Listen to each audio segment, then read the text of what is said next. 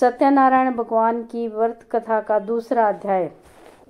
सूत जी बोले, हे ऋषियों, जिसने पहले समय में इस व्रत को किया था उसका इतिहास कहता हूँ, ध्यान से सुनो।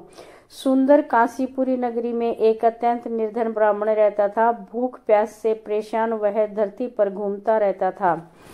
ब्राह्मणों से प्रेम से प्रेम करने वाला भगवान ने एक दिन ब्राह्मण का वेश धारण कर उसके पास जाकर पूछा, हे विप्र, नित्य दुखी होकर तुम पृथ्वी पर क्यों घूमते हो? दीन ब्राह्मण बोला, मैं निर्धन ब्राह्मण हूँ, भिक्षा के लिए धरती पर घूमता रहता हूँ।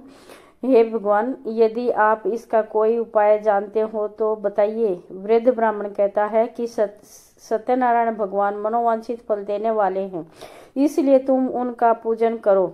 इसे करने से मनुष्य सभी दुखों से मुक्त हो जाता है। सूत जी बोले कि इस तरह से नारायण जी का कहा हुआ श्री सत्यनारायण व्रत को मैंने तुमसे कहा। हे विप्रो, मैं अब क्या कहूँ? ऋषि बोले, हे मुनिवर, संसार में उस विप्र से सुनकर और किस किस ने इस व्रत को किया, हम सब इस बात को सुनना चाहते हैं। इसके लिए हमारे मन में श्रद्धा का भाव है। सूत जी बोले, हे मुनियों, जिसने इस व्रत को किया है वे सब सुनो। एक समय वही विप्र धन व ऐश्वर्य के अनुसार अपने बंधु बांधवों के साथ इस व्रत को करने को तैयार हुआ। उसी समय एक लकड़ी बेचने वाला बूढ़ा आदमी आया और लकड़ियां बाहर रखकर अंदर ब्राह्मण के घर में गया। प्यास से दुखी वह लकड़हारा उनको व्रत करते देख विप्र को नमस्कार कर पूछने लगा कि आप यह क्या कर रहे हो? तो उन्होंने बताया कि व्रत कर रहा हूँ तथा इसे करने से क्या फल मिलेगा, कृपया मुझे भी बताइए। ब्राह्मण ने कहा कि सब मनोकामनाओं को पूरा करने वाला यह सत्यनारायण भगवान का व्रत है। इनकी कृपा से ही मेरे घर में धन धान्य आदि की वृद्धि हुई है। विप्र से सत्यनारायण व्रत के बारे में जानकर लकड़हारा बहुत प्रसन्न हुआ।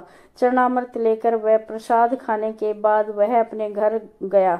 लकड़हारे ने अपने मन में संकल्प किया कि आज लकड़ी बेचने से जो धन मिलेगा उसी से श्री सत्यनारायण भगवान का उत्तम व्रत करूंगा। मन में इस विचार को ले बूढ़ा आदमी सिर पर लकड़ियां रख उस नगर में बेचने गया जहां धनी लोग ज्यादा रहते थे। उस नगर में उसे अपनी लकड़ियों का दाम पहले से 4 गुना अधिक मिलता है। बूढ़ा प्रसन्नता के साथ दाम लेकर केले, शक्कर, घी, दूध, दही और गेहूं का आटा ले और सत्यनारायण भगवान के व्रत की अन्य सामग्री लेकर अपने घर गया।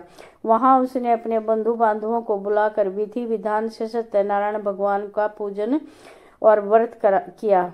इस व्रत के प्रभाव से वह बूढ़ा लकड़हारा धन, पुत्र आदि से युक्त होकर संसार के समस्त सुख भोग अंत काल में वैकुंठ धाम चला गया। श्री सत्यनारायण व्रत कथा का दूसरा अध्याय संपूर्ण। बोलिए श्री सत्यनारायण भगवान की जय। सत्यनारायण भगवान